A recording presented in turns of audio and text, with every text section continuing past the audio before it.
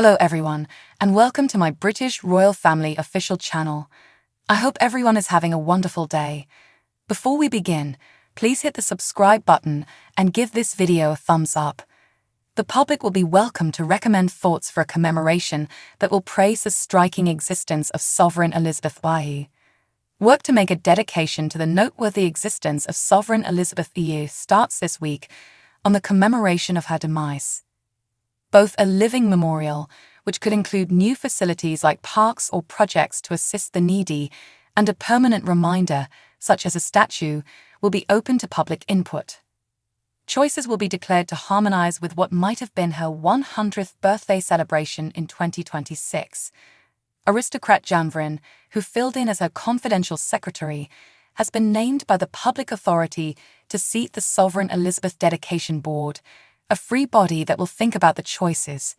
He was a regal naval official and furthermore filled in as a negotiator. He stated, "It will be a remarkable test to attempt to catch for people in the future Her late Magnificence's unprecedented commitment to our public life, all through her extremely lengthy rule." The mall is home to a memorial statue of her father, George VI. What's more, awards were granted after his demise to associations attempting to help youngsters and the old. A sculpture of her granddad, George V, remains in the Places of Parliament, while a dedication store in his honour upheld an organisation of 506 parks, battlegrounds, sporting grounds and green spaces across the UK. Specialists on the advisory group will draw in with general society to guarantee thoughts from across the UK are thought of, and present their proposals to the Lord and the head of the state. Representative State Head Oliver Dowden said, "Our longest-serving monarch and greatest public servant was Queen Elizabeth EU. Ruler Janvrin will currently start the significant work of planning a fitting recognition for her tradition of administration to our country and the ward." Today, Princess Anne and Queen Camilla travelled to Scotland with King Charles for the annual Braemar Gathering, a traditional Scottish Highland Games. Sovereign Camilla and Princess Anne looked dazzling today as they ventured out in Scotland, close by Lord Charles. The regal threesome were all grins as they went to the Braemar Social Affair in Braemar, Focal, Scotland. Sovereign Camilla shook a green overcoat and green skirt, both including a classy plaid design. Camilla picked green skirt including white vertical and inclining stripes, which tumbled to simply beneath her knee. She matched this with a stylish olive green coat which flaunted a similar plaid design across the collar. The jacket was affixed for certain focal buttons which nicked the sovereign in at the midsection. Camilla decorated with a humble chocolate earthy-coloured cap which flaunted a brown and white striped feather. In addition to the lucky bracelet that she rarely wears without, camel-coloured kitten heels and a cream handbag completed the look. Princess Anne looked great next to her sister by marriage, wearing a lively red coat and matching cap. Like Camilla, she additionally went for a plaid look with her skirt, picking forest green with yellow and red vertical and inclining stripes. She wore navy accessories, such as a handbag, cozy gloves and kitten heels, to complete her look.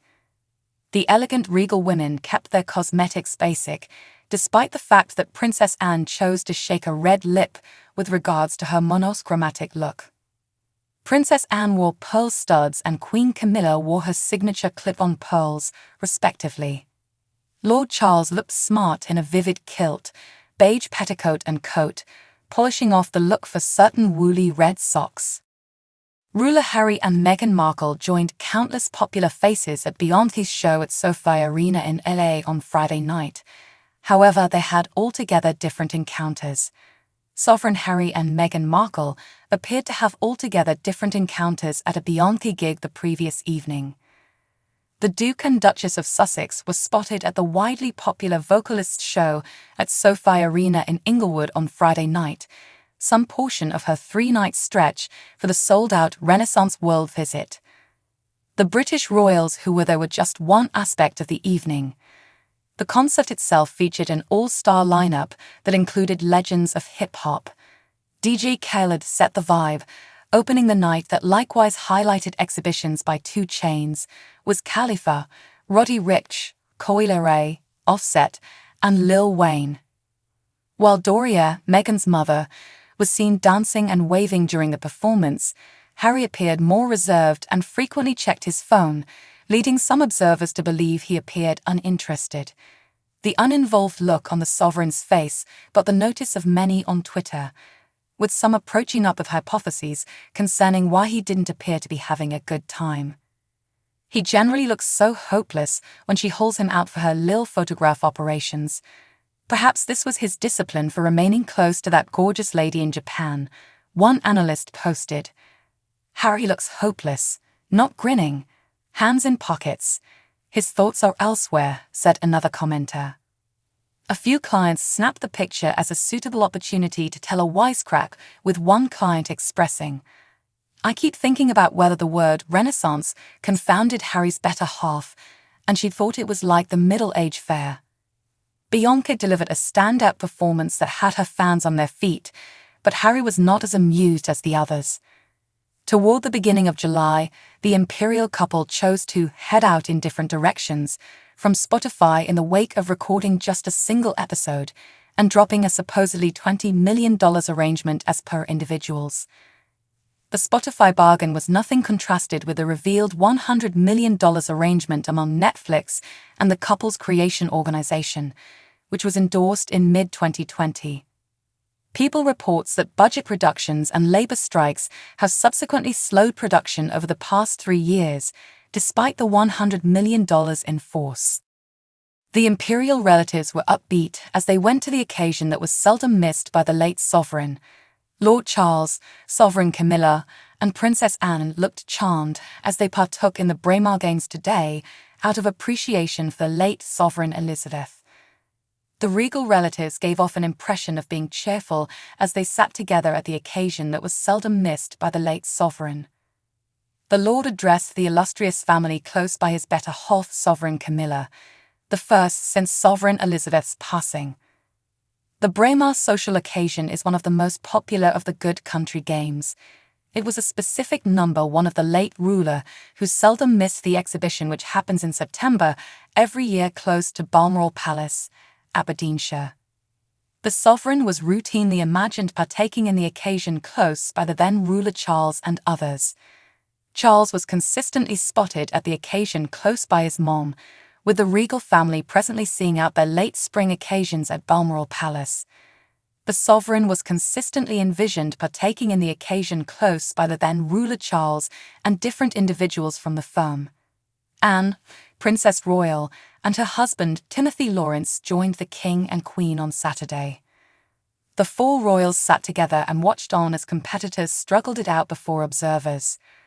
Ruler Charles was wearing a kilt in the recently made Lord Charles IA Plaid, while Camilla wore an outfit by Mr. Roy. The Scottish Plaids Authority said, "The Scottish Tartans Authority created the green, blue, and red tartan earlier this year to commemorate the coronation and His Majesty's strong support for the preservation of Scottish tartan culture and traditions. The one-of-a-kind plan introduced to His Highness depends on the Balmoral plaid set, which dates from 1850 and keeps on being worn by the ruler and individuals from the regal family today. The new plaid has been formally enlisted with the Scottish Register of Plaids, which is directed by the Public Records of Scotland.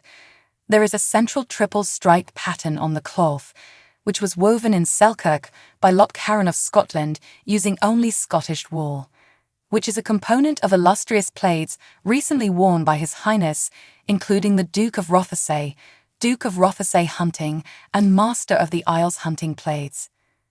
The colours have been compared to the natural dyes found in tartan samples from the 18th century that are in the collection of the Scottish Tartans Authority. Thanks for watching. If you like this video, so please don't forget to subscribe my channel and don't miss any update.